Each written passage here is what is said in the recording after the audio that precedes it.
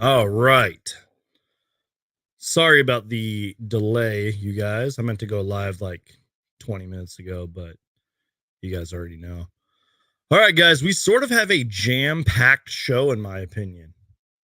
I just feel like there was just a lot of things to talk about, things that need to be talked about, especially with this whole Rich Paul, LeBron James thing, which we are going to kick off the show with.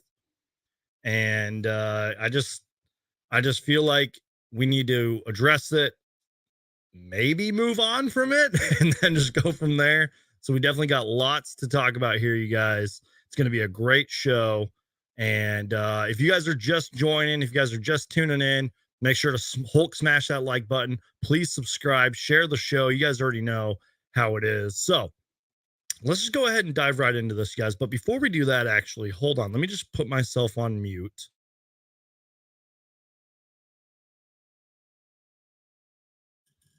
Okay, my bad, you guys. I had to kind of straighten myself out here. Okay, you guys. So I'm sure you guys already heard this right now or by now. I know some other Suns podcasts and stuff already went live talking about all this, but I'm going to give you my thoughts because that's why you guys are here. And we're not just going to talk about the LeBron James stuff that came out. We got lots more to talk about, you guys. So crush that like button and let's get started. So, as you guys can see by the title of the live shows, you guys have already heard, LeBron James' agent has come out and said, well, he said a lot of things. He was talking a lot about Bronny James and everything. He was talking about LeBron James, and he pretty much came out and said LeBron James is not signing with the Phoenix Suns for the minimum.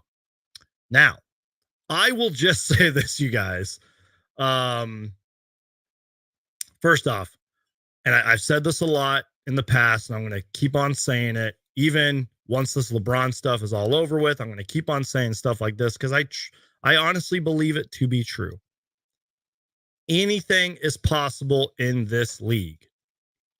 And I will say this, until I actually see that LeBron James has signed or re-signed with the Los Angeles Lakers or whatever, I am not believing anything. That's how I will start this show. I know I sound delusional when I say that, but it is true. I am not believing really anything until I see from Woj or Shams or whoever, from heck, even Rich Paul himself, saying, yeah, LeBron James is re-signing with the Los Angeles Lakers. I'm not believing a thing. But I will say this. I feel like a lot of Suns fans, not a lot, a small chunk of Suns fans' dreams, at least LeBron James' dreams, might have died today. And I hate to sound negative like that, but it is true. A lot of Suns fans, LeBron James' dreams potentially died today. And that's because of this Rich Paul article that we're going to dive into. But before we do that, you guys, my dog's already barking at my door. And we might have to stop for a second and let the dog in. But anyways, real quick, just want to get to a couple of people. Suns number 1 is in here saying, I'm going to cry if you don't tell us how we get him on a non-minimum contract. Slayer's Icon is in here. Who else we got in here? We got Daniel, who is in here. Rowdy Man 777. Julio is in here. And we got my guy John from the Suns Jam Session podcast. Appreciate you being here. He said, got to stop by and support my guy. I appreciate you, man. And then we got Jason Ham also in here. And we got Sawbucks as well. Okay, you guys. Give me a second here. My dog's freaking out. I'm so sorry, you guys. Hold on. If you guys have been with this channel for a long time, you guys already know that the dogs like to make cameos from time to time. Give me a second. I'm sorry, you guys.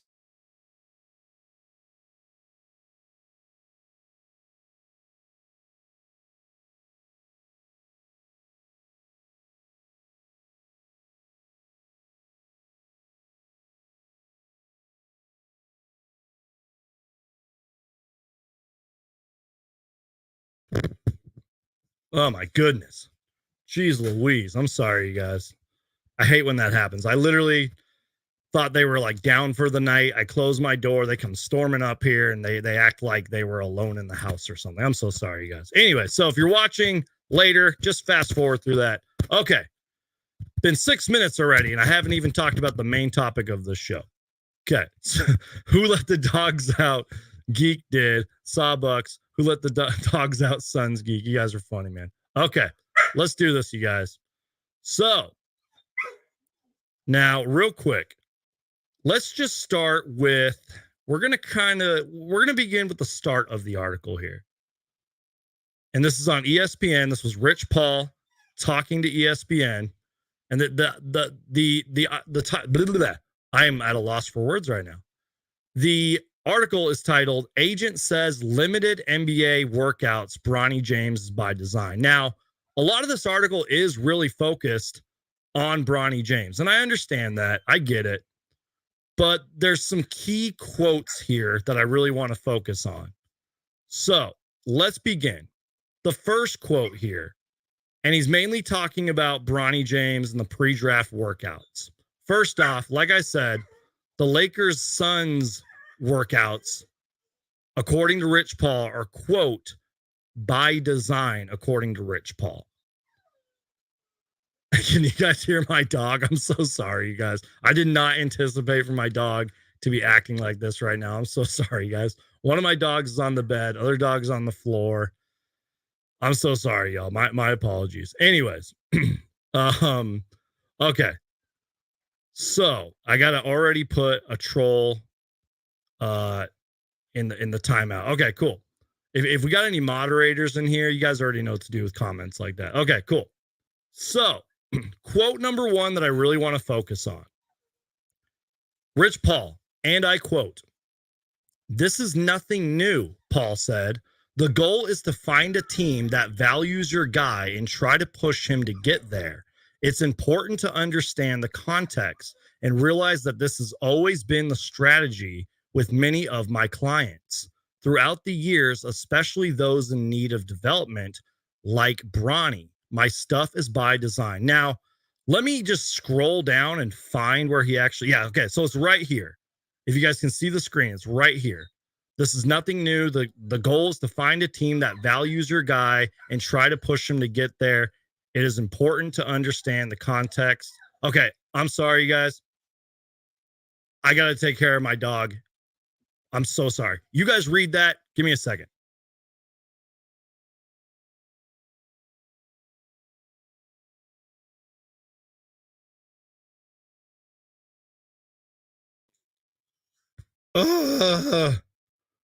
Good God. I love my dogs to death. I love them to death, but good God, that was so frustrating. Can we finally start the live show now, y'all?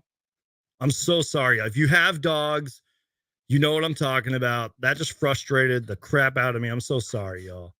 Let me take a sip out of my cool little Suns mug, and hopefully we can properly start the show now. My dogs are calm. I'm so sorry, y'all.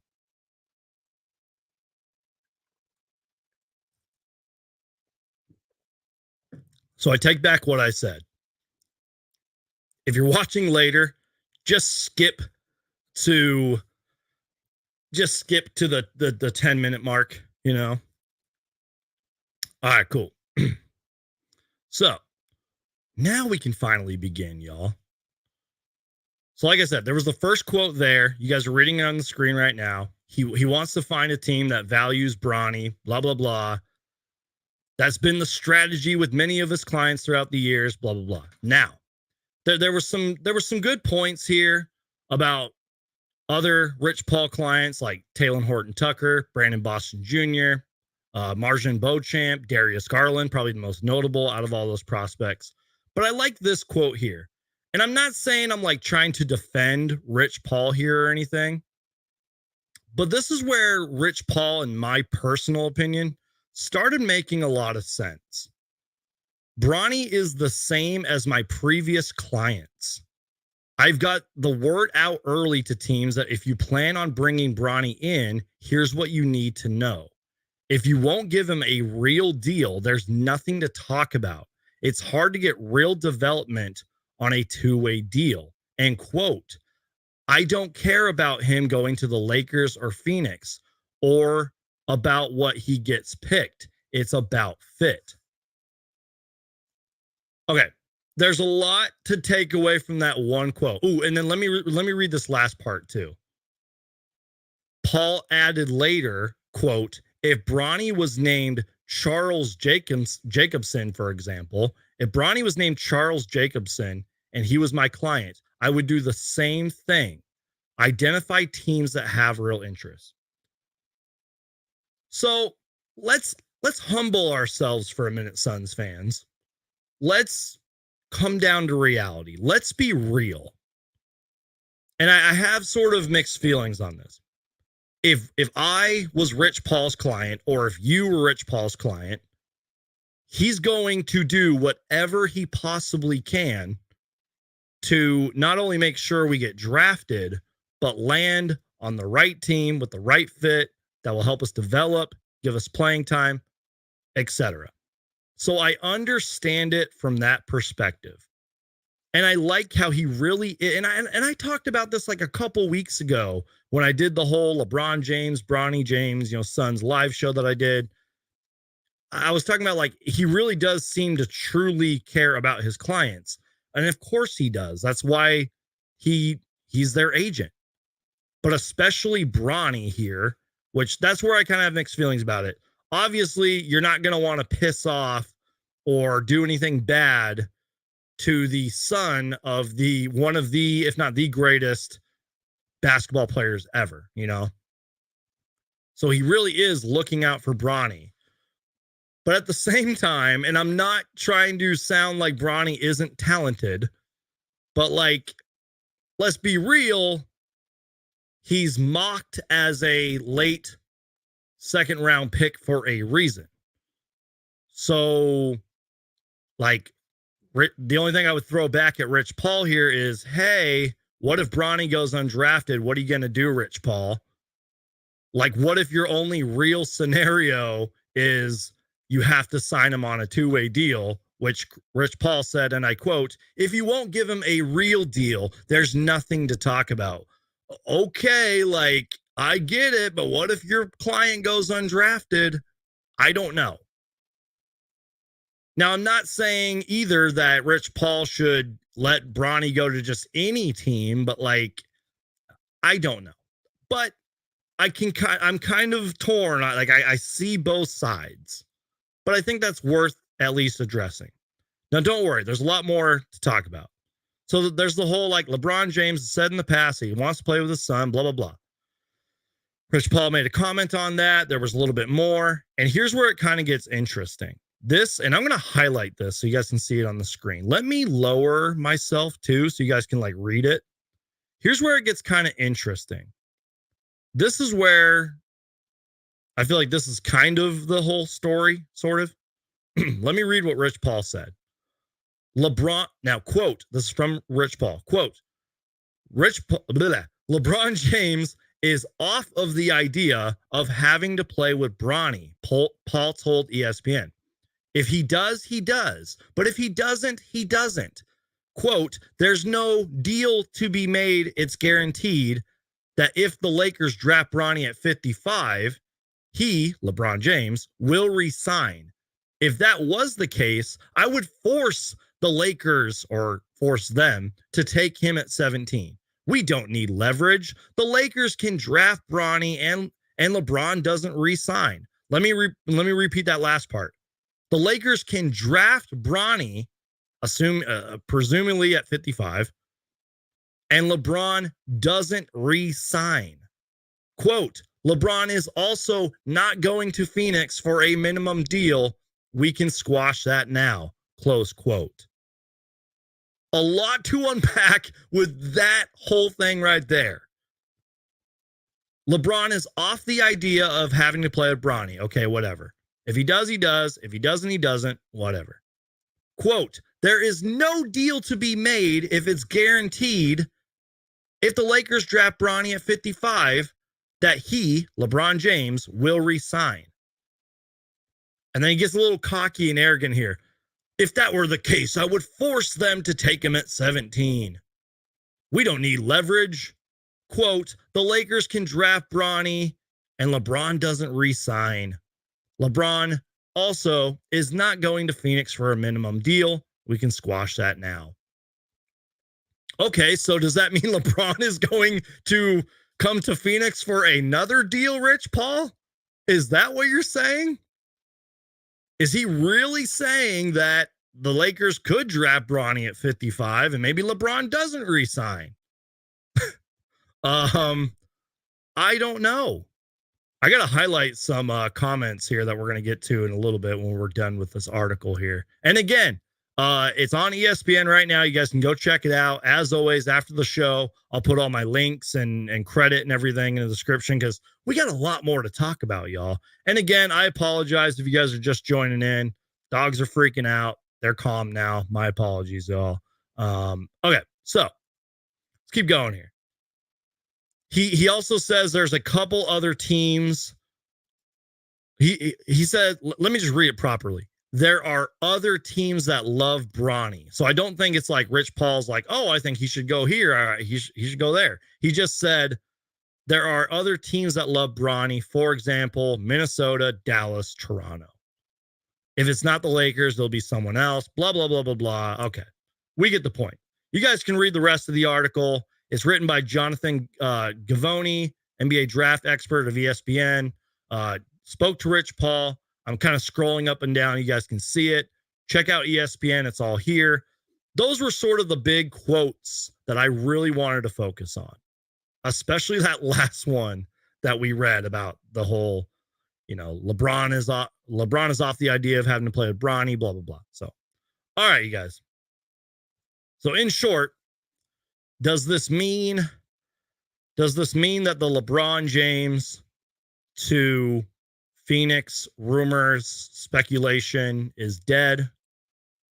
Like I said at the start of the show, before the dogs started freaking out, I am not believing anything until I see from Woj or Shams or whoever that LeBron James is re-signing with the Lakers. And I will say this to you guys.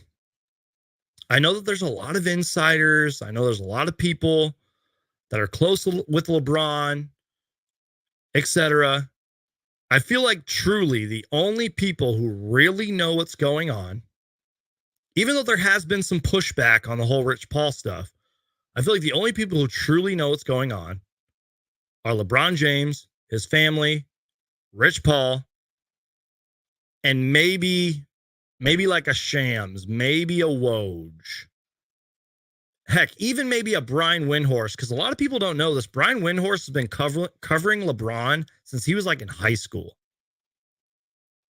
So I don't know. That's just my personal opinion. Is it going to be the end of the world if LeBron James re-signs with the Lakers? No, because as you guys saw this season, they're not very good. They haven't been very good. And didn't they have like Anthony Davis and LeBron like late in the season, kind of like how we did with our big three? Like they had them healthy throughout the late in the season and everything. And I'm just saying they're not very good. So unless their basketball GM, I'm forgetting his name right now. He looks like Rob Pelinka does some master work. I don't know how they're going to get any better. Now, is Bronny, thank you, John. I had a complete brain freeze for a minute. Now, is Bronny to the Phoenix Suns still possible? I think so. Now, I doubt it happens at 22. I feel like that, not necessarily dream, but I feel like that kind of hype died down a little, especially with what we're going to talk about in a little bit with the whole Tyler Kolek stuff that has been popping up. And we got a lot to talk about with that alone, but we got a lot with that. But, I've been seeing a lot of stuff. It's like, I've been seeing maybe there's a scenario where the Suns could trade, like even Gambo talked about it. I think Flex from Jersey, from PHNX talked about it. And again, like I've been saying, lots of possibilities where the Suns could trade down, maybe get an extra pick, and then draft Bronny. I don't know. And I will say this, take LeBron James out of this. Just completely take him out of this scenario. Shams has talked about it. Shams Charania from The Athletic has said, like, the Bronny James Phoenix Suns interest is real, despite like what LeBron does. Maybe there really is interest. They have seen, and by they, I mean the Phoenix Suns, James Jones, excuse me, the Suns scouts. They have seen a lot more than we have. Whoever is running these pre-draft workouts, they've seen a lot more than we have. And they know a lot more than we have. We can speculate, analyze, break down whatever, what we hear, but they know a lot more than we do. And even though I have criticized James Jones for the way that he has gone about the draft for years now, even he knows a lot more than we do in terms of this Bronny James stuff. I'm not saying James Jones knows more about we do than the draft, because clearly he doesn't care about the draft, but I bet you he's kept a close eye on a lot of this Bronny James stuff. So in short, like I said twice now, I'm not believing anything until I see that LeBron James is signing with the Lakers. And I am not necessarily giving up on the Suns could draft Bronny. Sorry if I hit my mic and it like makes a weird noise. I'm trying to fix that. So we're just going to have to see, y'all. Okay. Let me get to a couple comments and then we'll kind of move on from this Bronny James or LeBron James Phoenix Suns stuff. Potentially, maybe forever. Because even if the Suns do draft Bronny, I don't think a 42-year-old LeBron James 2 or 3 years from now is going to sign with the Phoenix Suns. And even if he does, it's, he's 42 years old. Let me take a sip of my water. We'll get to some comments. Lots more to talk about. Cheers, y'all.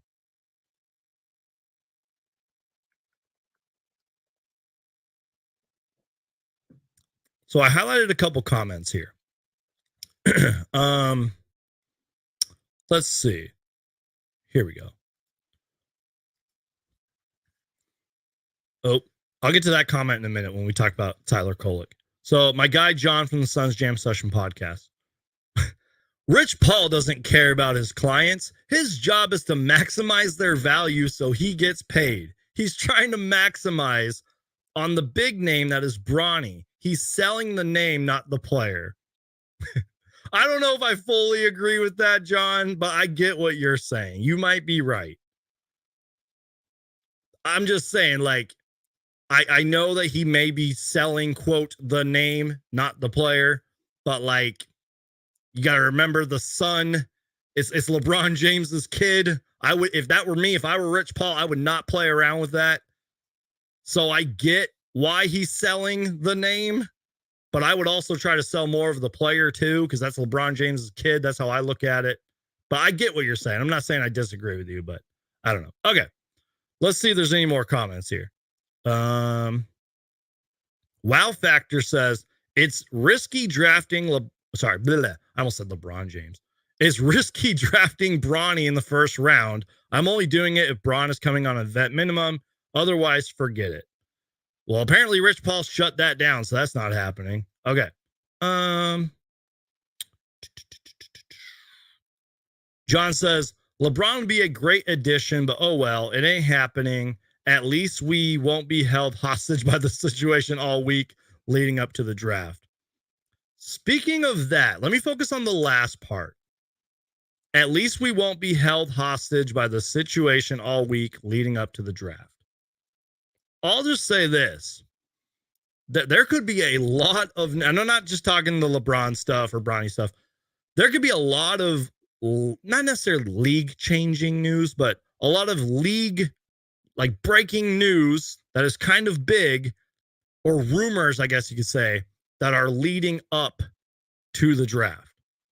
Like the Atlanta Hawks, for example, have lots of questions they need to answer. What if all of a sudden they're like, hey, we're going in a new direction. We're trading Trae Young and DeJounte Murray. That could be a whole story for like 2 weeks or a month. I'm just saying. But anyways. Okay. Let me just make sure I didn't miss any comments before we move on to this LeBron stuff. Phoenix needs a team builder. James Jones has showed he's not a team builder top to bottom. If they had peak Anthony Davis, he'll never be healthy for an entire season again. Okay. Let's keep moving on here, y'all. If I missed your comment, I apologize. Okay. So,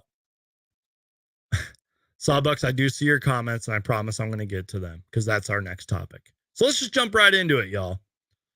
Let me just pull this up. Let me see. Give me a second here, you guys. I'm so sorry for the performance of the show, y'all. It got off to a rough start with the dogs. And yeah. Okay. Well, let's start here. Let's talk about Tyler Kolek from Marquette. And I want to start with this tweet right here. Let me click out of this too. We don't need that anymore. Okay, cool. Yeah, let's talk about Tyler Kolek, y'all. Okay. Here's the tweet here from Evan Sedry. And this is no surprise because yesterday Tyler Kolek posted on his Instagram story that he was in Scottsdale, which is pretty cool. And it is being reported Tyler Kolek is conducting a pre-draft workout with the Phoenix Suns today, so it's probably over by now, which includes a workout tomorrow. So 2 workouts. The Marquette point guard is viewed as a strong candidate to be their first-round selection at number 22 overall. Now, I've done a few different videos on Tyler Kolek. As the days go on, I'm becoming more and more of a fan. Maybe it's just pre-draft excitement, but I really am liking what I'm seeing out of this kid when I watch a little bit of film, what I'm reading about this kid. And speaking of that, I mean, there's lots of things I could read to you, but I'll just read you guys some of what I've read. And I'm mainly focusing on strengths here, kind of like I did in one of my recent videos. He possesses craftiness and intelligence as a point guard. He's improved significantly as a shooter, hitting nearly 40% from 3, solid floor general, orchestrating an offense effectively, creates scoring opportunities for teammates with flashy plays. Kevin O'Connor from The Ringer said that he has shades. He's not comparing them, but he has shades of Jalen Brunson and Goran Dragic. If you're an old school Suns fan, you guys know how good Goran used to be. One of my all-time favorite Phoenix Suns right there. A pure playmaker who makes his teammates better, can catch fire as a scorer. But that's not the only Tyler Kolek news. And again, that was just some of the draft notes that I wrote down and all that stuff. So, Dwayne Rankin from the Arizona Republic, beat writer for the Suns, does a great job covering the Suns. I don't know how he necessarily scored this, but he got to do an interview with Tyler Kolek. And we're going to just kind of read some of this. Now, I actually took the time to screenshot some. I should have done it with the Rich Paul stuff, but I'll pull the art. Oh, wait, that's not it. What's going on here? Well, I got the things that I want to talk about screenshotted. Let me just share the article with you. And again, after the show, it'll be put in the description. I believe I retweeted it too, but Marquette's Tyler Kolek set for workout with the Phoenix Suns. Will Bronny James be there too? Now, first off, it's a great article. They dive into a lot of different stuff, y'all. Let me just see what's going on here. Okay, cool. That's muted. All right, well, let me click out of this because there's all these ads popping up and everything. Okay, cool. So, 2 quotes that I want to focus in on here. And Dwayne Rankin and Tyler Kolek don't just talk about the Phoenix Suns the whole time. Like, they talk about what Tyler Kolek can bring to a team, the pre-draft workouts, the pre-draft interviews. There's a lot in this article. I highly recommend you go read it. But there's 2 key quotes that I really want to focus on. So this is Tyler Kolek talking to Dwayne Rankin and sort of what he thinks that he could bring to the Phoenix Suns, you know, because I already did a video and stuff talking about the Hoops Hype report that the Suns are targeting Tyler Kolek. You know, how he could help orchestrate an offense fueled by the big three of Devin Booker, Kevin Durant, and Bradley Beal. Tyler Kolek says, and I quote, just making it easier on their stars, Kolek said when asked what he could bring to the Suns. They've got 3 max players for a reason. They're 3 of the best 15 to 20 guys in the league. Tyler Kolek just called our big 3 of the best 15, 20 guys in the league. So that's some bonus points right there, Tyler Kolek. Thank you, sir. Continuing on. Every team is going to be keyed in on them each and every night, trying to stop them. He's not wrong on that. It's tough when you don't have a point guard. He's also not wrong on that. You're playing a lot of one-on-one, or you're not really getting put into your primary spots that you like to be put in because you don't have anybody setting you up. Let me just lower this part right here. Or making plays for you.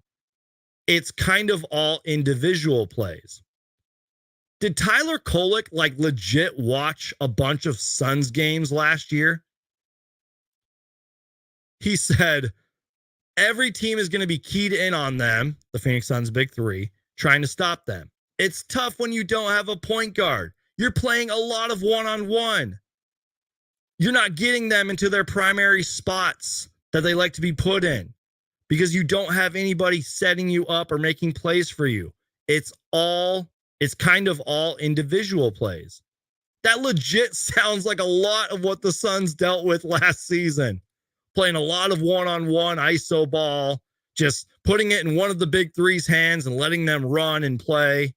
Like legit, did Tyler Kolek watch a bunch of Suns games last year? Or is he just a really smart guy? Because if you missed a lot of the Suns season, what Tyler Kolek just said right there was a good chunk of what happened. Now, there were a couple quotes that Tyler Kolek said in the article that, first off, I don't know the guy personally. I probably never will know him personally, but he is not shy on confidence at all. There was like 2 or 3 quotes in here where I was like, damn, like this guy is confident as hell. So I think he took this interview with Dwayne Rankin of the Arizona Republic and was like, I'm going to let it all out. Like, I'm going to say what I have to say. People don't like it, whatever. That's the vibe I'm getting from it. And again, I highly recommend after this live show to go check out the article. But one more key quote from Tyler Kolek that I really want to focus on right here. Let me just lower that. So Dwayne Rankin's writing, Devin Booker, Bradley Beal, Kevin Durant are due a combined $150 million, blah, blah, blah. Luxury tax, blah, blah, blah. $205 million, blah, blah, blah. 105, blah, blah, blah. Whatever. CBA stuff, offseason stuff, whatever. Quote from Tyler Kolek. 3 superstars you're expected to win now. They can't take a chance on a project that might work out down the road that's not helping them now. Was that low-key a shot about Bronny? I'm just kidding. But it's kind of funny how he says they can't take a chance on a project that might work out down the road that's not helping them now. Remember, this is Tyler Kolek talking. Quote, being a guy that can just come in and be ready to play from day one is something that I think will really help me because I can impact winning at every high level. Guys, Tyler Kolek's confidence is off the charts. He legit just said, the Suns shouldn't take a chance on a project. I can be a guy that can come in from day one and help them. I can impact winning at a very high level. Quote, I don't need much development. Obviously, every step of the way, every single year that I have been in college, I've gotten so much better. And that's only going to continue to happen. But my game as it is right now, I feel like without all the development that will be coming, is NBA ready and ready to make a playoff team, and ready to impact a playoff team from day one. Holy crap, Tyler Kolek. Talk about confidence. Saying things like, I don't need much development. I've been in college, for years now. I think he's like 23 years old, I believe. I've gotten so much better. That's only going to continue to happen. He said, I feel like without all the development, that'll be coming in NBA ready and ready to impact a playoff team from day one. Holy cow, Tyler Kolek. Dude. And again, like he talked about pre-draft workouts, pre-draft interviews, his confidence level, it's a great article. And I'll just, so you guys can read it, I'll just put up the first quote that he said about the big three and what, he would bring to the team and all that. But this second quote is so big, man. Tyler Kolek, like I said, as the days go on, and take this with a grain of salt, I am far from a draft expert. It was like 2 or 3 weeks ago where I really began my quote draft homework. And even then, there's still so many prospects that I just don't know about. Like, because, and I talked about this like a week ago in my last live show. I was like, why like waste my time? Because like, what if James Jones and Matt Ishbia are like, nah, we're trading the pick. Sorry. Like, don't be surprised if that happens, Suns fans. Anyways, so Tyler Kolek's confidence is off the charts, y'all. And I love it. And, I have notes upon notes about things I've been reading about Tyler Kolek, things that he'll bring to a team, his strengths, him potentially being there at pick 22. I don't want to say it's like a dream fit, but like I would be pretty happy if Tyler Kolek is not only on the board at 22, but like if the Suns somehow keep the pick and they really are going to draft Tyler Kolek. Like, I would love it. And I think it was I know it doesn't mean much, but I think it was a smart move of him to post the IG story that he was in Scottsdale.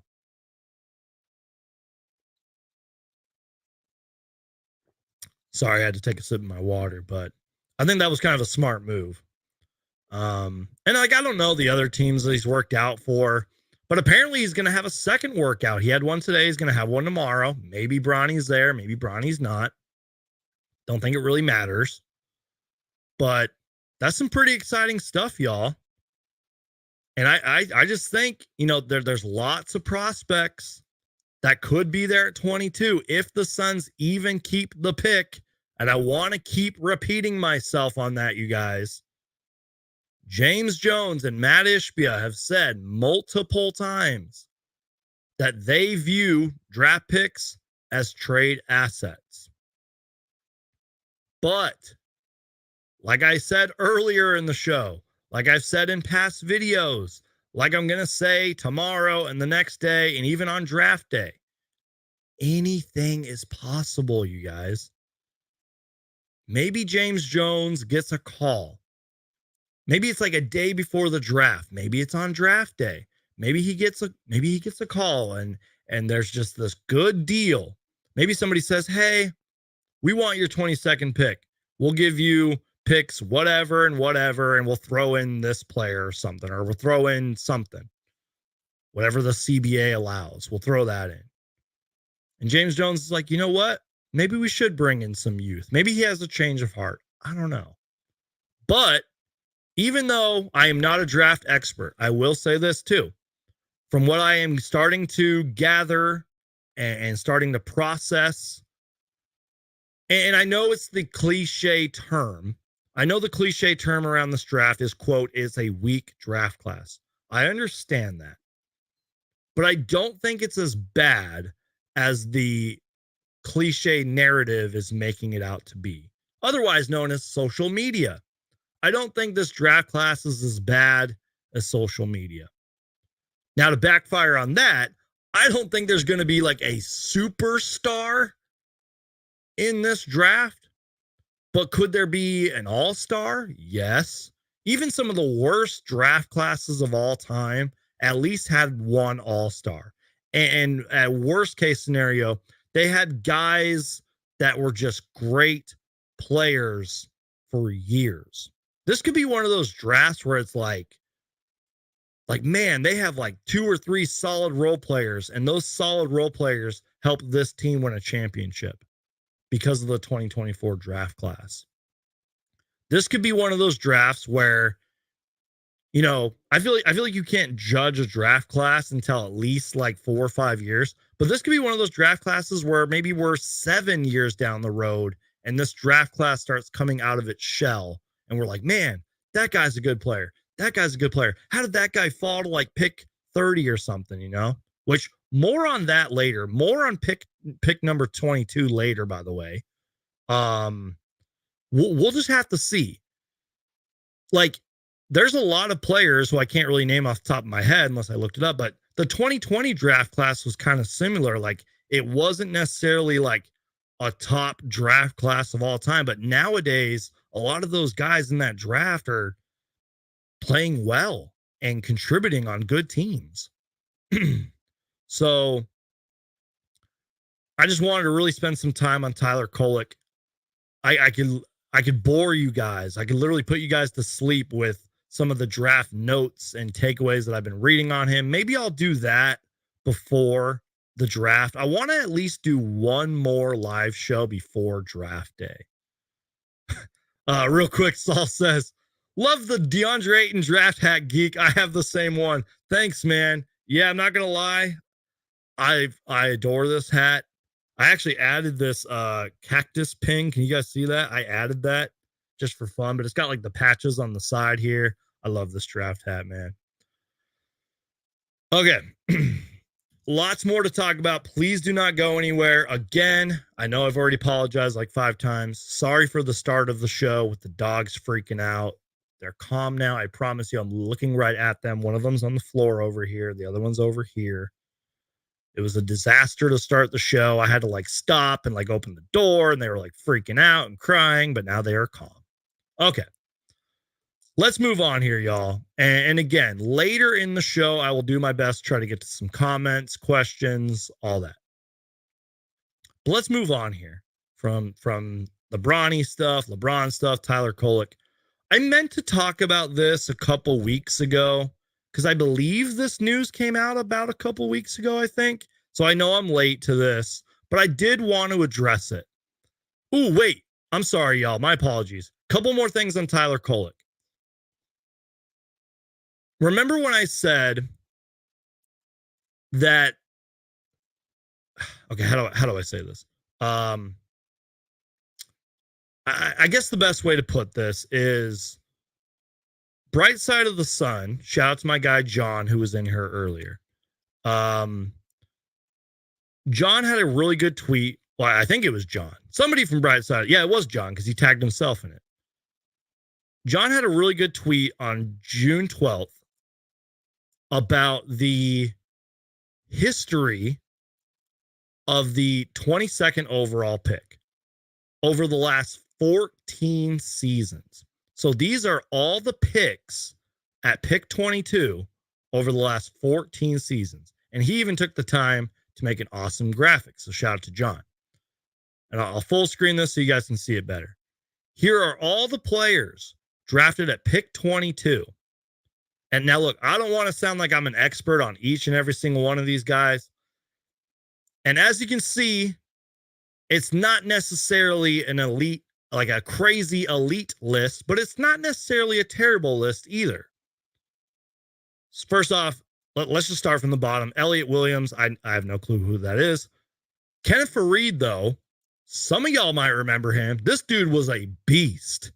I don't think he was ever an all-star, but man, he was fun to watch. He was athletic, great rim roller, just a tough dude. Played in the league for a long time. And if I'm correct, is still playing, but he's playing overseas. Kenneth Faried was a beast. Fab Mello, I believe he passed away, so rest in peace to him. Mason Plumlee, still in the league, to my knowledge. Jordan Adams, I don't know much about him. Bobby Portis, we all know Bobby Portis because he helped the Bucks win a championship against the Phoenix Suns and all that. Is that Malachi Richardson, I think? 2016, not sure about him. Jarrett Allen, not going to lie to you guys, always been a Jarrett Allen fanboy. And, you know, one of the better big men in the league, great shot blocker, good defender and everything. Maybe, I mean, I know he's expensive, but like maybe a future Suns target. I'm not saying this season, but maybe down the road. I don't know. I have to read this because it's one of my all-time favorite players. Gerald Green murdered Faried with a poster dunk. We all know this rip. I'm trying to remember. I don't remember. Did he do that? I don't know. But Gerald Green, arguably one of my top 10 favorite, not just Phoenix Suns players, but Gerald Green's one of my all-time favorite players ever. He might be in my top 10. That's how much I love Gerald Green. Anyways, back to Jarrett Allen. I don't want to sound like Jarrett Allen's future is questionable right now, but at least with the Cavaliers it is. Because the Cavs kind of have a lot of questions. There's been a lot of like, will Donovan Mitchell resign? And if he resigns, does Darius Garland want out? What do they do with Jarrett Allen? What do they do with this guy? Blah, blah. Like they just let go of Bernie Bickerstaff or JB Bickerstaff, not Bernie Bickerstaff. They just let go of JB Bickerstaff, which I would have given him one more year. That's just my personal opinion. Cavs fans, if you're listening. So Jarrett Allen, probably the best of this list. Chandler Hutchinson, don't forget, played with the Phoenix Suns for a short time. Didn't really work out. Grant Williams, you know, he's Grant Williams. That's all I'm going to say. Not a terrible player, but not a great player either. Zeke Naji, he's a fine player. Isaiah Jackson, I'll just say this. He's pretty decent for the Pacers for the most part. Like, maybe, like, I don't know. He's fine. Walker Kessler. Now, Walker Kessler had a disastrous sophomore season, but his rookie year was awesome. Like, I don't think the Jazz are going to give up on him. I think there was a small error there too. I don't know why he's in a Grizzlies. Was that the original? Oh, wait. I don't know. But anyways, Walker Kessler could be a good player. We'll see. Had a great rookie year. And then Noah Clowney, who I don't know much about. But those are all the picks drafted at 22 in the last 14 seasons. Shout out to Bright Side of the Sun for that. So I'm just saying. And Gambo even talked about this recently on Arizona Sports. It's not like Tyler Kolek or Bronny James or some other names I've been seeing, like Tristan, you know, what's his name? I don't even know his name. But the Tristan guy and many others. There's lots of other targets. That's how bad my draft expert. No, that's how bad my draft quote analysis is. How much of a draft expert I am not. I can't even name half these guys. But I'm just saying, like, Tyler Kolek's clearly on the board. If the Phoenix Suns even have a draft whiteboard, I'm sure Tyler Kolek's name is on there. But there's like lots of other players that I'm sure are on there too. So we're just going to have to see. One final thing on Tyler Kolek, and I promise we'll move on. I spent a little too much time on this. Not really, but sort of. One final thing on Tyler Kolek. One final quote, I guess you could say. Showing teams that I can play off ball and be a floor spacer and really effective on defense. And he also talked about how he thinks his defense gets a little overlooked. Like, I'm paraphrasing there, but that's what the article said, or at least that's what he said in the article. Again, Arizona Republic, Dwayne Rankin, got an interview with Tyler Kolek. Great article, by the way. Great interview. Check it out. I'll put it in the description after the show.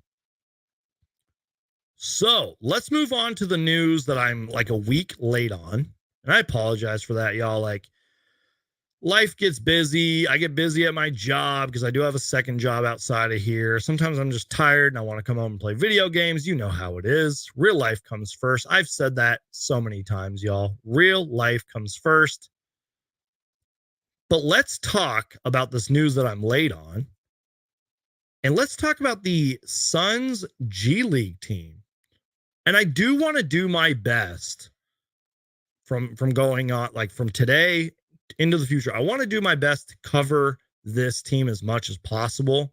I don't want to bite off more than I can chew, but I want to try to do my best to cover this team as much as possible. Now, this was announced probably about a week or so ago. When was this actually? It was May 20. Oh, wow. We're like 2 weeks late. May 27. Oh, wait. No, that was the announcement team. Whatever. Doesn't matter. I'm late to this. Okay. Before we get started, y'all, I want to focus in, and I'm paraphrasing. I'll read you guys the actual quote. This roster is only going to be official if these players don't get like NBA deals or deals like in another country. I want to start with that. That's the biggest. Thank you, Saul. That means a lot, man. That's the biggest takeaway right there. Before we dive into these names, and I know I'm late to this and everything, whatever. The biggest takeaway you have to know is that this is just the temporary NBA G League expansion draft roster. Because these guys can still technically go and, you know, maybe sign an NBA contract, go sign overseas. But let's say like another G League team wanted some of these players. They cannot do that because technically they are under contract with the G League Suns. So the G League Suns is announced, and it says, with the Phoenix Suns joining the NBA G League with their new affiliate, the Valley Suns, for the 2024-25 season, there was an expansion draft. The expansion draft allowed the Valley Suns to acquire the returning rights to players throughout the G League, with protection rules in place for the current G League teams to use on their existing returning players. So let's scroll down. So here is the list.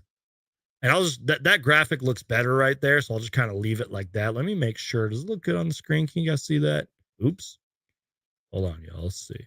Okay, there we go. That looks better. Let me lower this comment too. So here is the G League roster, y'all. I'll just kind of read some of the bigger names here. Some of you guys might know these. First name, Gary Clark, who I believe has been in the league for a long time. Maybe there's like another Gary Clark, but I swear he's been in the league for a long time. Teo Maledon, you guys might remember him. Played a few games with the Phoenix Suns this year. Was on a two-way deal for a long time. Teo Maledon is on our team. Emmanuel Mudiay, who was a former lottery pick, by the way. That's huge. Michael Mulder, I hope I pronounced that right. I've heard of him before. Probably the biggest name, Jahlil Okafor. Holy crap. That was the first name when this report originally came out. I was like, whoa, Jahlil Okafor? First off, credit to that guy for not giving up on his dream and going to the G League. Like, I know his NBA career didn't obviously work out, but he's still a young player. Jahlil Okafor is temporarily, maybe will be on the Phoenix Suns, Valley Suns G League roster. Denzel Valentine, Quindary Witherspoon, I've heard that name before.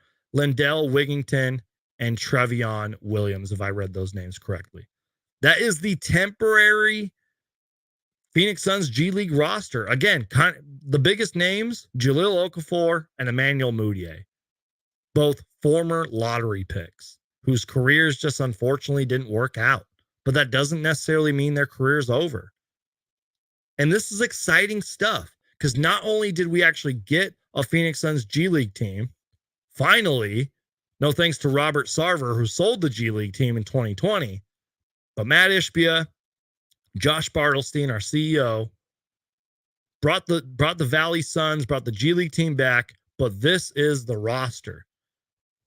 Now, I assume what will come next is coaching staff, jerseys, court, etc. Can't wait for that. And then, bam, whenever the 2024-25 G League season begins, the Valley Suns will be there. And I can't wait. I'm excited. Now, like I said, and we kind of went over this, if you scroll down a little bit, they talk about the roster, they talk about the G League Suns being back, and it's literally at the very bottom of the article. Oh wait, that's not it. Where was it? Yeah, here we go. Wait a minute. Okay, yeah, so here we go. Now, like I said, and it's even sort of in bold font. And I already talked about this, but let me just highlight it one more time. There we go. Note. And it literally says note in big bold letters. The Valley Suns now own the returning player rights to the 14 players selected. This does not guarantee that these players will play for the Valley Suns next season, but rather that the franchise has the rights to their contract if they decide to return to the G League. The biggest takeaway from that line is this does not guarantee that these players will play for the Valley Suns next season. And that's kind of why I didn't make a video or even a live show about this. Because when I saw that, I was like, yeah, that's true. But whatever. Who cares? The Suns have a G League team. We have at least a roster. We have names. And even though these guys can go to an NBA team or overseas, technically they're under contract with us. So let's say it's like Jahlil Okafor. Let's say some team picks him up. I think the report would say Jahlil Okafor is being signed to this team, was technically under contract with the Valley Suns G League team. It would say something like that. Guys, we're almost an hour in. I need to take a sip of my water. I need a big sip of water. Give me a second here, you guys. You already know the drill. Crush that like button. Share the show. I got lots more I want to talk about. And again, I appreciate nice comments like this from Saul. Say, don't apologize, geek. We appreciate you. With that, let me take a big sip of my water. Lots more to talk about. Don't go anywhere. And cheers.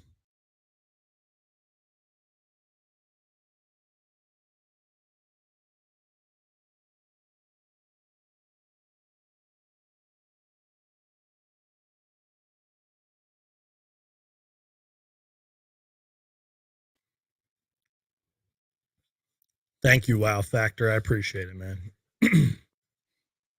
I like Michael's comment here. JJ just picks names out of a hat. That's funny, man.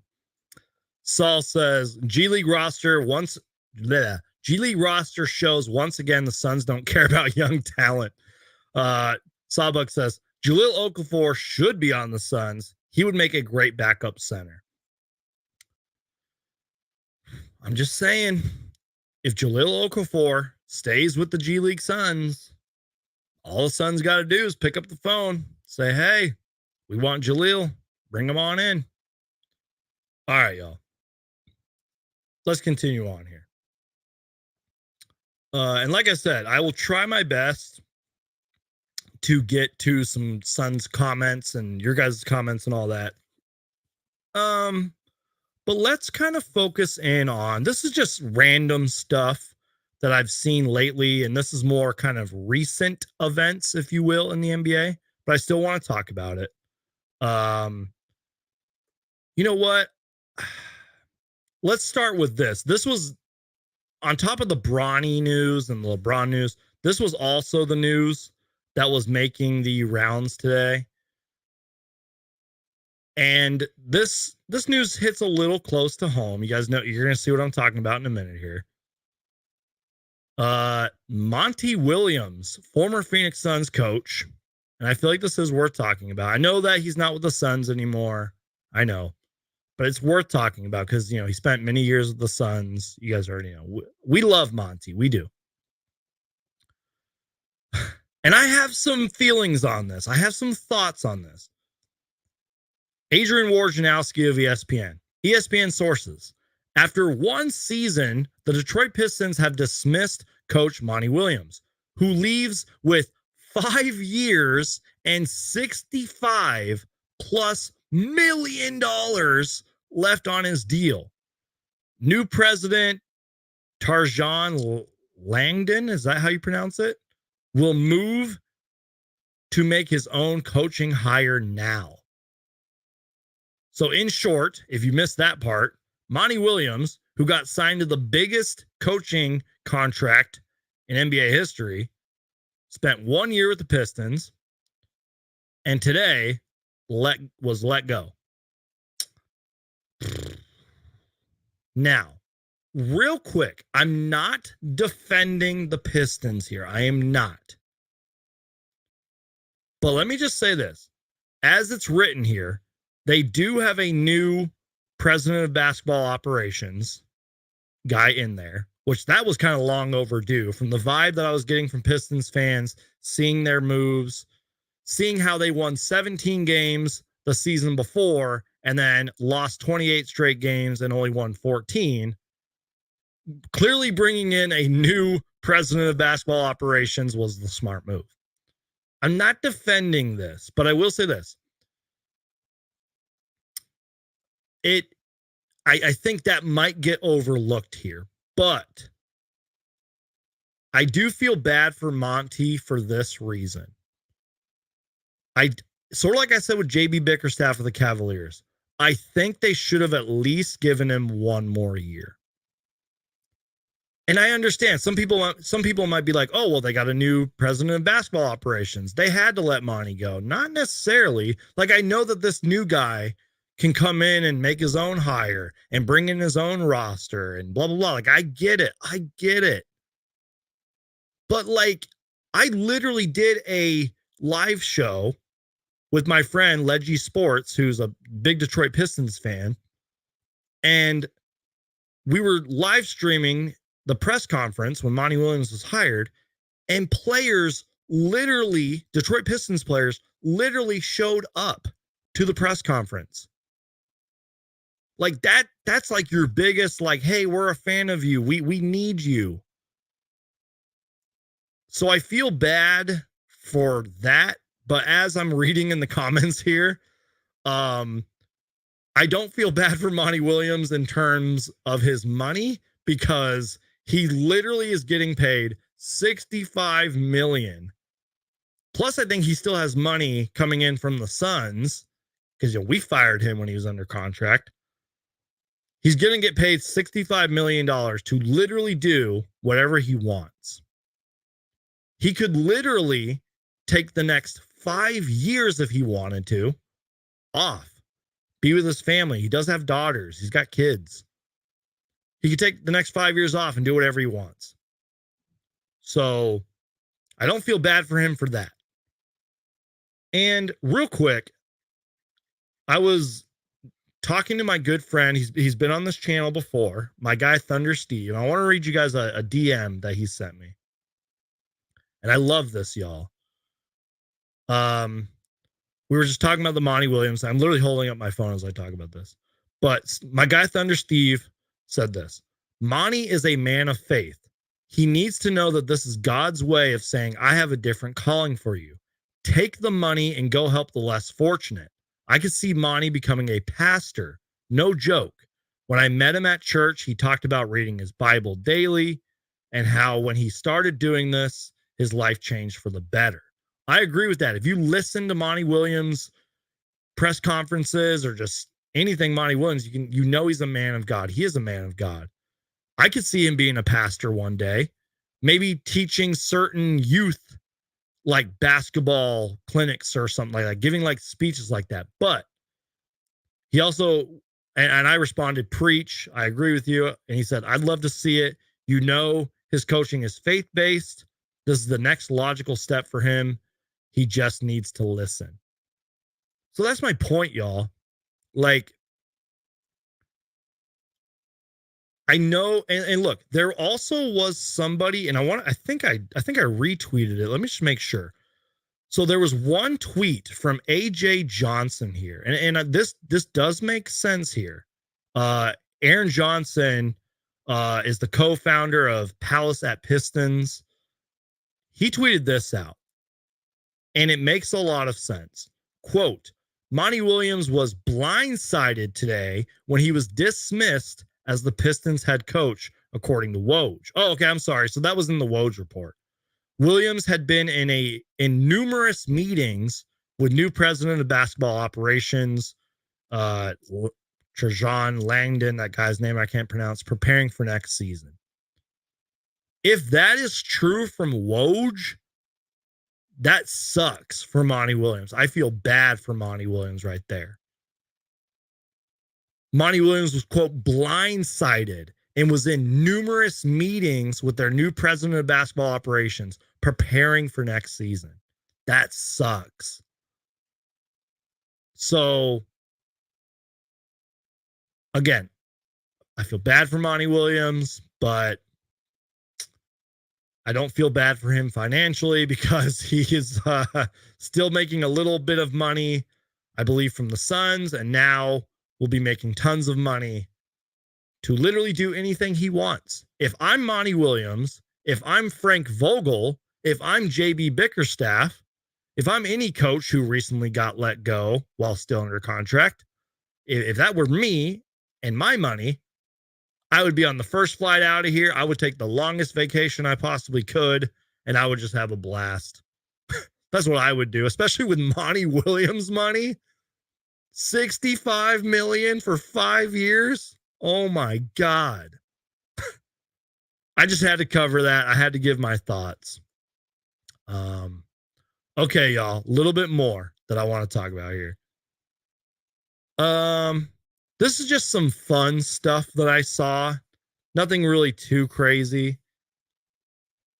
But this is, I don't really know, but if you're on Twitter, you know how the timeline works. You know how the algorithm works, I guess you could say. I saw this randomly. I thought it was kind of cool. So this comes from Lance Heinzman. I hope I pronounced his name right. Graphic designer. And this is his version of a Suns redesign. I think this is kind of cool. So there's the tweet. You guys can go follow Lance if you want to. I'm seeing like a El Valle. I just butchered that. El Valle vibe. I can't pronounce that. You guys know that. But I'm also kind of seeing a little bit of a mixture with like coyotes, and I'll pull the full images up so you guys can see it. Here's the first one. Look at that. Look at that like turquoise jersey. It's kind of cool, right? You got the sunburst in there. Got the purple. I know it looks kind of Charlotte Hornets-ish, but it's kind of cool. Like, I'm somebody who likes like the bright colors and all that. That's kind of cool. I like that. And then here's the other picture. That's like the logos. You got the cactuses thrown there. By the way, NBA All-Star Weekend 2027, please put as many cactuses in the branding and in the jerseys and all that, please. I want to see the cactuses on the jerseys. That's a badass design. And then you got the not the Arizona Cardinals. You got the Arizona, the Phoenix Coyotes, Arizona Coyotes, whatever, kind of design inspiration there. That's kind of cool. I like that. Then, more looks at this here. 4 different sets of jerseys. Now, first off, that white one up there, the association one, y'all, could that be like a version of this upcoming season's like city edition jersey? I could see something like that. And then you got the Phoenix one next to it. Then what he is calling the statement jerseys, that's that blue turquoise one. And then you got the city edition jersey, that's that Coyotes looking one. So that's that. That's pretty cool. But here's the court. That's freaking awesome, y'all. It's got like an orange vibe going to it, turquoise, red. Not that much purple, but I get it. Like it's a redesign. It's just for fun, y'all. Pretty cool though. I thought that was worth going over. Now, closer look at the uniforms. He tweets this out. I was a huge fan of the Sun City unis from this year and wanted to expand the concept across a full brand. Along with a new fitting main logo, I used more vibrant colors as well. The city jersey pays homage to the late Arizona Coyotes. So there's the closer look of the jerseys. Seriously, you guys, I could see a version of this jersey on the screen right now, a version of it being our city edition jerseys next year. I don't know why. I could see it. Then there's that one, the purple one. That one's pretty cool. I like the font on it. I like the jersey. I kind of think the jersey number should be a little bit bigger. That's just my personal opinion. Beyond that, I love everything about this jersey. Then there's the statement jersey. And I already see some people saying it looks like the Space Jam new legacy jerseys. And then there's the Coyotes one. That Coyotes one would be so cool, man. I love that. So shout out to Lance Heinzman. Hope I pronounced his name right. For the Phoenix Suns redesign. Sort of a fun little segment there. Okay. Next topic here. I highly doubt this happens because I'm not going to sit here and pretend like I understand the whole CBA and how it works. I know the basics. And I was kind of surprised to see this because he had a really good season with the Philadelphia 76ers. But Kelly Oubre, former Phoenix Sun, by the way, Kelly Oubre has joined power agency CAA ahead of becoming an unrestricted free agent. After signing with the Sixers on a veteran's minimum contract, Oubre is set to cash out as one of the top available wings on the open market. Philadelphia hopes to re-sign Oubre, but there'll be significant competition for his services. That's the thing. I doubt that Kelly Oubre, because he's going to demand a payday. But like, I'm just saying, I would not mind Kelly Oubre coming back to the Phoenix Suns. Maybe that's nostalgia talking.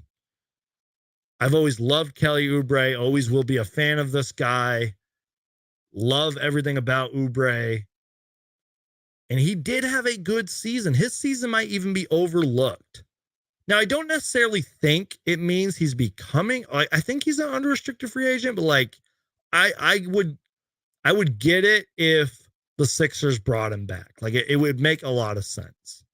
By the way, speaking of the Sixers, at the time of this recording, they only have like Joel Embiid, like Ricky Council, and like one other guy under contract. Now, obviously, Tyrese Maxey's going to re-sign, get the extension, so you could throw him in there.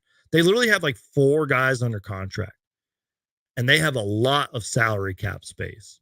I'm not saying they have, like trillions or even billions, but they got a lot. They have a lot of salary cap space. And who wouldn't want to go play with Joel Embiid and Tyrese Maxey? And yeah, as Slayer's icon says right here, like, Book is a CAA client, so maybe he is reunited in Phoenix, but he's too expensive. Exactly. Like, it's extremely unlikely. I would love Oubre back. If he wants to come here for super cheap, hell yeah. But like, I'm just saying. It's just a pipe dream. It's not going to happen, but whatever, was worth talking about. Okay. Last couple topics here, and then we're going to just end the show. I want to talk about the Boston Celtics winning the championship. Not going to spend too much time on this, y'all, because I feel like everything has been said. First off, congratulations to the Boston Celtics. 18 NBA championships. And I was tweeting like a madman the night they won. And I actually want to start with anybody who is going to say like, well, they only won the championship because all these other teams were injured. Well, first off, Kristaps Porzingis was injured. And let's be real, y'all. Even if Damian Lillard and Giannis were healthy, did we really think the Bucks were going to beat the Celtics? Sure, maybe they could have took them to 6 games. It would have been a more competitive series, sure, but the Bucks weren't going to beat the Celtics, y'all. They were one of the best teams statistically that we've ever seen. They have a lot of continuity and chemistry, a great coach, 2 superstars, and yes, I'm saying Jaylen Brown and Jason Tatum are superstars. I tweeted something out, like I'm paraphrasing here, but it was like, ever since they drafted Jason Tatum and Jaylen Brown, so Jaylen Brown was 2016, Jason Tatum was 2017. They've won 413 regular season games. They've been to, I think, 6 Eastern Conference Finals. 6 Eastern Conference Finals since they drafted Brown and Tatum. And they made the finals in 2022, obviously lost, but who cares? They still made the finals. And then they finally won the championship. Like they are literally a force to be reckoned with. And I forgot who tweeted this out, but somebody said like a lot of their core is under contract for next season. And they just won the championship. Like, if you're Brad Stevens, who was a genius, by the way, by stepping down and going into the front office and building this team, if you're Brad Stevens, if you work in the Celtics front office, if you're Joe Mazzulla, if you're Jason Tatum, if you're Jaylen Brown, if you're even the 15th man on the Celtics and you're coming back next season, you have to be thrilled. Because in a way, this team can only get better. They're going to be a threat next season, assuming there's no injuries. And who knows, y'all, like they could be dominant for the next like 4 or 5 years. Because unless things get like disastrous for the Celtics, like no way are you breaking up Tatum and Jaylen Brown, especially after this championship run. No way you're not breaking them up. They would have broke them up already if they didn't think this was going to work. And then I'm seeing it in the comments here. Like, yeah, Luka didn't get his ring. That's just the icing on the cake right there. Luka didn't get his ring. Luka was great in the finals, especially statistically. The dude almost averaged a triple-double in the finals, but this wasn't good enough. And look, love him or hate him, this might sound like an unpopular opinion here. I actually like what Kyrie Irving did. I thought it was a class act. Right when he was getting out of the game, went over to the Celtics bench, congratulated everybody, said hi to his old teammates and all that. That was a class act. Good job, Kyrie Irving. And yeah, Sawbuck says it right here. We Suns fans would have never heard the end of it if Dallas won. Luka is Booker's father. Luka is the Suns owner. Exactly. Like, yeah, like I agree. Yeah, it would have been terrible. That's another reason I was rooting for the Celtics. And I know this sounds biased here. I've always been a fan of Jaylen Brown because you got to remember, guys, back in 2016, the Suns were terrible. So I was like really honed in on the draft. And even though he was picked 1 pick before us, Jaylen Brown was the 3rd pick. I think Josh Jackson was the 4th. No, Dragan was the 4th pick. Josh Jackson was the next year. I knew a lot about Jaylen Brown, and I want to give a big shout out to my friend Ben Parker, who currently is covering college sports for Stanford. But Ben Parker, my friend, covered Jaylen Brown his freshman year of college. So Ben and I hit it off, and I knew a lot about Jaylen Brown, mainly because of my friend Ben, and been a fan of him ever since. He honestly seems like a real stand-up dude, a real classy dude, and we've all seen the player that he's become. You know, what, maybe a 4-time All-Star, I think? Great scorer, great defender. Did you guys see that clip in Game 5 when he was like, if Luka's in the game, don't take me out? That's what champions do right there. If Luka's in the game, don't take me out. Like, y'all, like the Celtics have been building towards this. 6 Eastern Conference Finals in the last almost decade. 413 regular season wins. Even during the COVID year, I think they won like 33 or 35 games. Like, that's not great, but it's not terrible either. Like, y'all, like, Celtics are great. And despite any injuries, they're not going anywhere.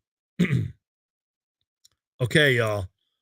This is the time. And real quick, I just wanted to share this tweet that I tweeted out. And I already talked about it, but I really do mean it. I even put hashtag Celtics so all the Celtics fans can know that I'm showing them love. But again, I don't care what anybody says. You know, you play who's in front of you. The Celtics can't control other teams' injuries. Kristaps Porzingis was injured. They're the best team in the league all year. I'm glad they won the championship.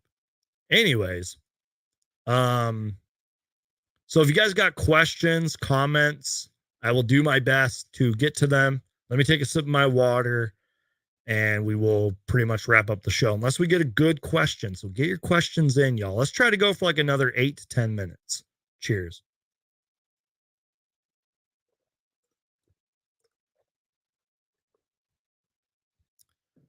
Okay.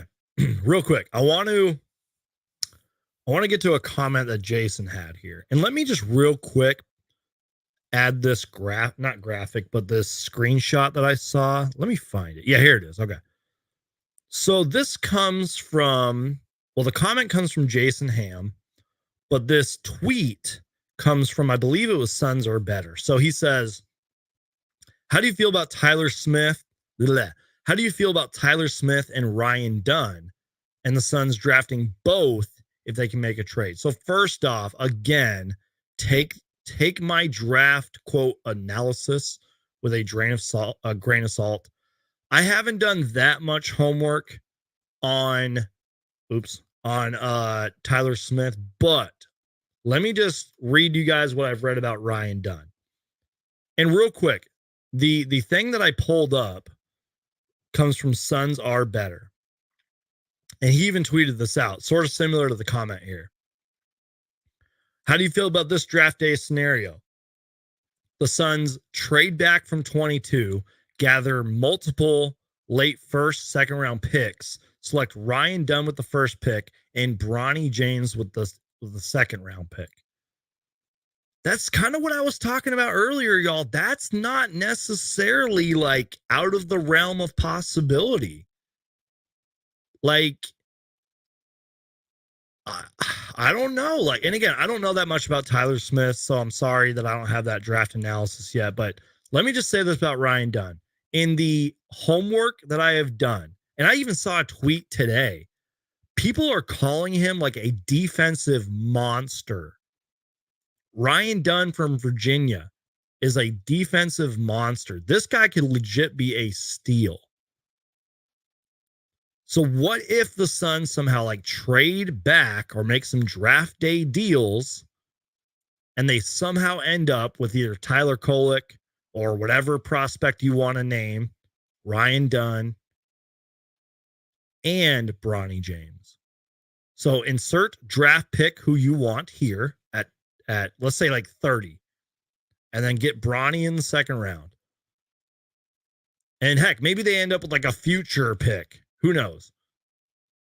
That would be crazy, y'all. I mean, obviously, for the most part, we're set on offense. So maybe we should get some defenders in there. And a thing that might be getting looked here, whether we draft Bronny James or whether we draft Tyler Kolek or whether we draft, who knows? At least we're getting some young talent in, which a lot of you Suns fans have been saying you've been wanting. So it's not out of the realm of possibility, y'all. But again, I just don't trust our owner. I trust our owner and our GM, but I don't trust them to make the pick at 22. Sawbucks. Kyrie promised the Boston fans their ring and he delivered. Yeah, he was pretty bad, man. That was tough, man. Okay.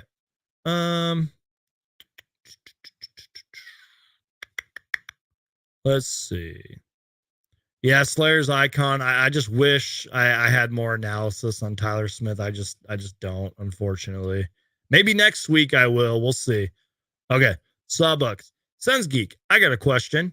What happened to that Nuggets fan who was talking trash in this chat room? I haven't heard from him since his team lost, and I'm worried about him. You're a real one, Sawbucks. You. Speaking of the Nuggets, I'll just say this. I don't think they're necessarily going anywhere either. Like, obviously, they were a pretty good team this year. I know they didn't make the finals, but they were still a pretty good regular season team. Maybe they make some moves around the edges. Obviously, Jamal Murray and Jokic aren't going anywhere. I don't know.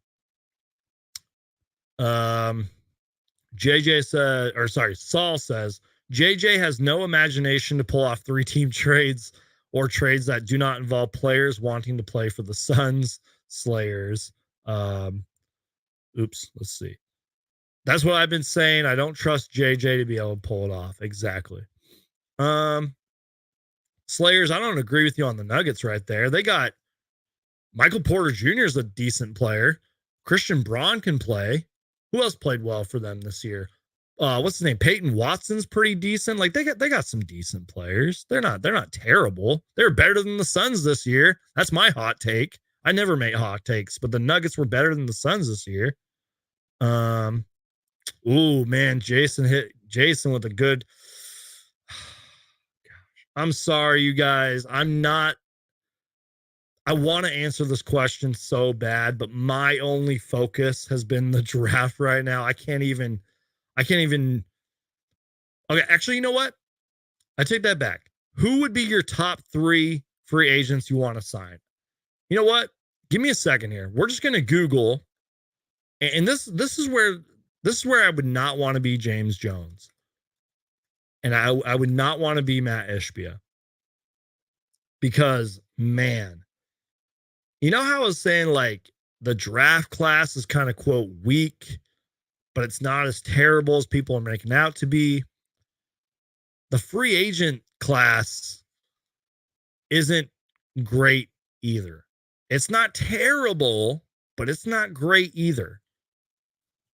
Now, Slayer's Icon just mentioned one of my targets. I think he could be a free agent, Andre Drummond. And I know people are like, well, Andre Drummond doesn't fit what the Suns want to do, or he doesn't fit Bud's system. I get it.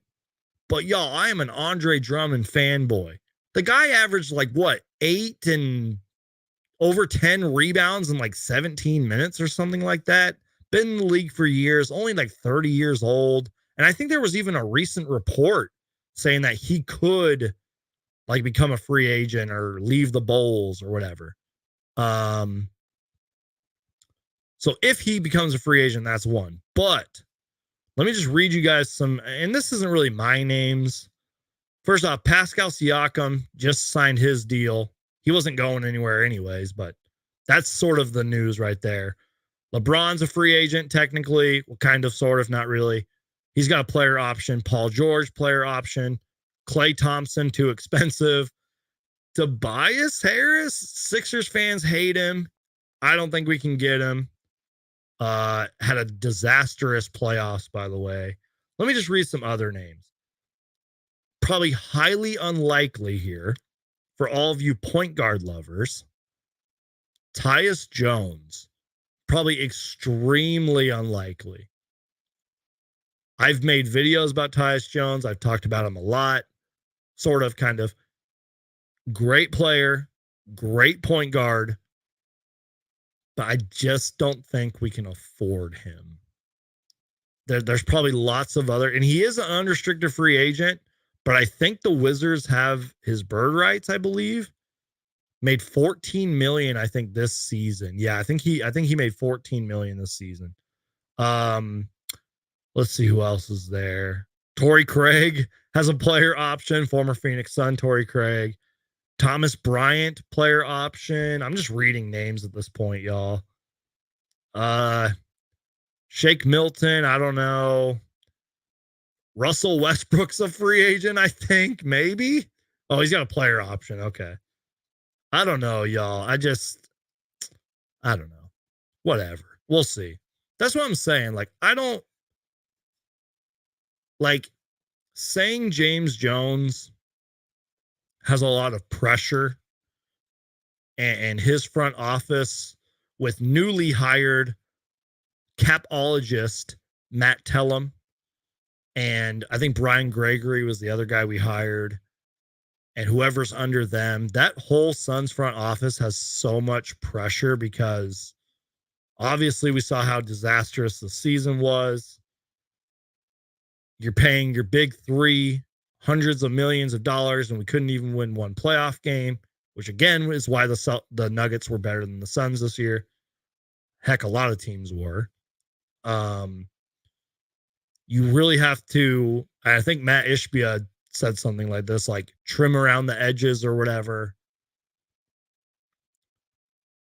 And even though Mike Budenholzer said the Suns don't necessarily need a point guard, he said something like they need to learn how to play without one, but like a point guard is needed. He said something like that.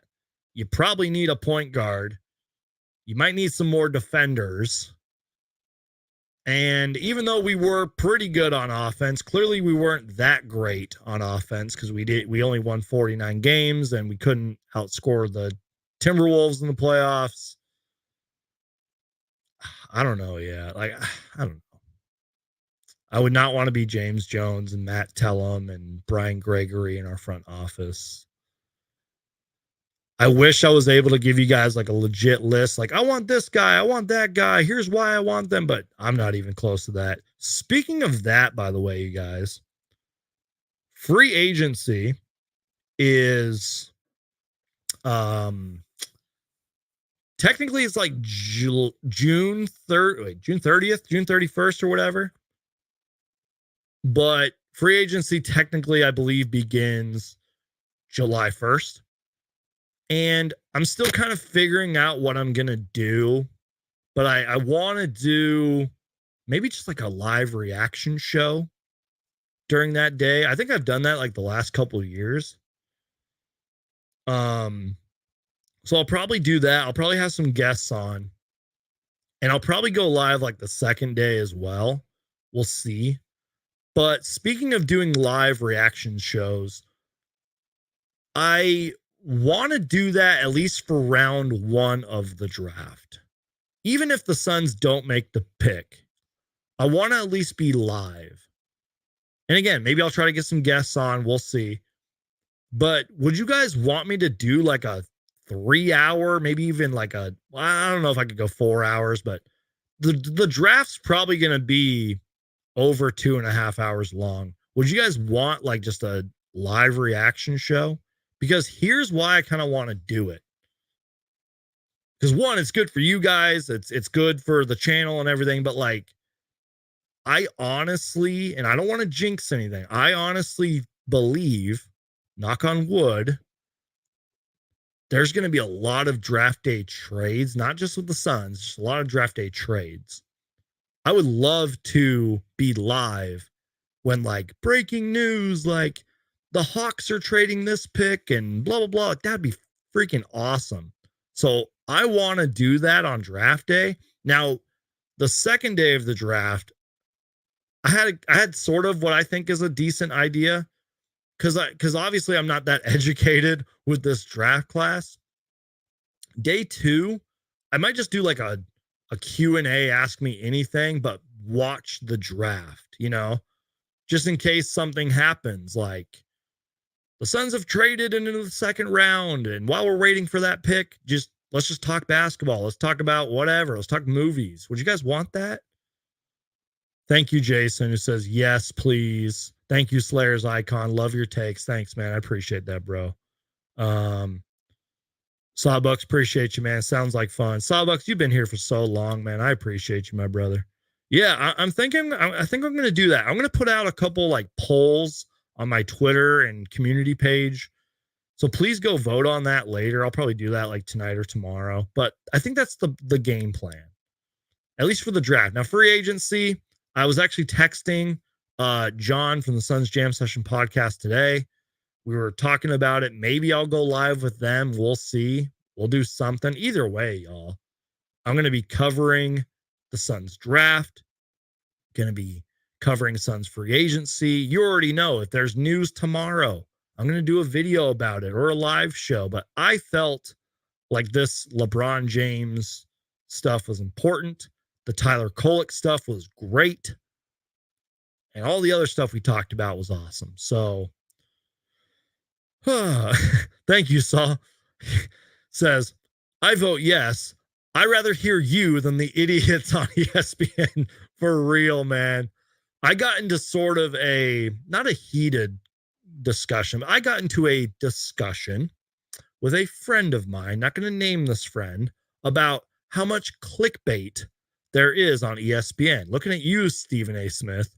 But even today, or like yesterday, I saw who was the guy that was like, Luka's the worst all-star I've ever seen. He's on like one of those FS shows or whatever. I think he was like a former football player or something. Some guy was like, Luka's the worst all-star I've ever seen. You see what I'm talking about, you guys? I'm not saying I'm right about everything. I say stupid stuff a lot, but I have never once said Luka is a terrible player or stuff like Stephen A. Smith would say. Like, whoever is telling these people to say these things, like, as Saul says, ESPN lost their way. They lost their way, y'all. Like, bring back real analysis. Bring back real stuff instead of these clickbait. And I get it. As a content creator, as a YouTuber, sometimes clickbait works. Me personally, I try to stay away from that. I know it's good for the views and all that. And maybe I should be doing it. Like, yeah, I'd get lots more subscribers and more views. But like, yo, I don't want to be the clickbait guy. I don't want to sit here and be like, the Suns are definitely going to sign LeBron James and Bronny's coming with them. I'm not going to do that, y'all. Like, I want to tell you guys how it is. I want to be real with y'all, man. Like, if you're new and you're watching, like, that's what you're going to get out of me. Like I told y'all, like, I don't know every single draft prospect. I couldn't even name like 10 guys. If you put me on the spot, I could barely name like 10 draft prospects, y'all. Like, come on. You're going to get real, honest, quote, analysis, if you want to call it that, here on Suns Geek. All right, y'all. I think that's it, you guys.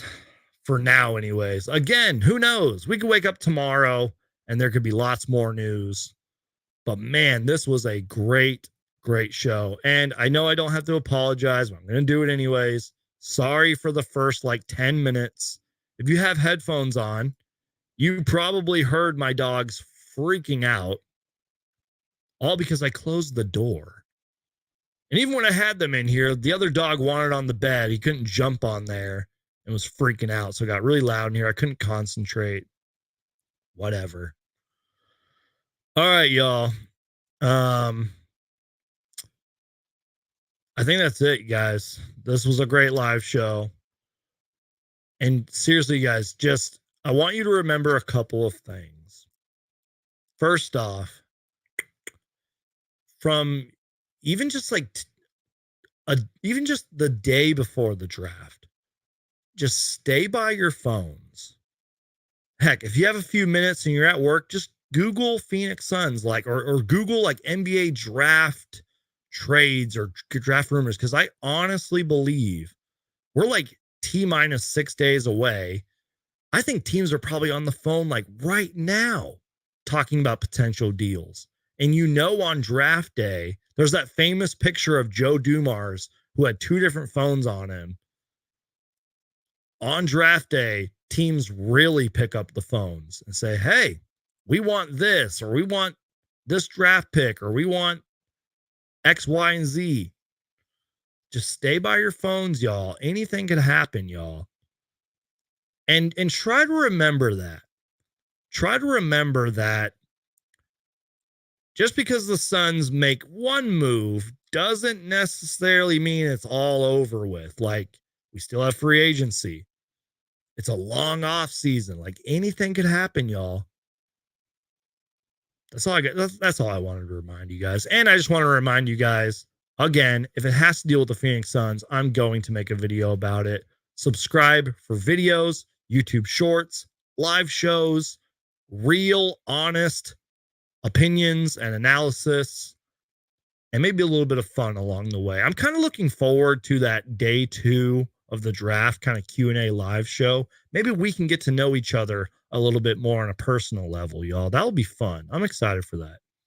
So you guys are all amazing. Slayer's Icon, thank you. Saul, thank you. He says, great pod as always. Thank you, man. Jason, appreciate you, man. He says, you have a blessed night, your dogs and everybody else. Remember, God has your back. Amen to that. God is good. Thank you, Lord. Thank you guys too. Thank the Lord and thank you guys, because you guys allow me to do this pretty much full time, and I love it. You guys are amazing, y'all. So God bless you guys. Stay safe. Be kind to each other. And remember, stay by your phones, y'all. We could get some big news coming soon. Draft is T-minus 6 days away. I love y'all, man. Peace out. God bless. Win or lose, Phoenix Suns for life. And I'll see you guys next time. Go Suns.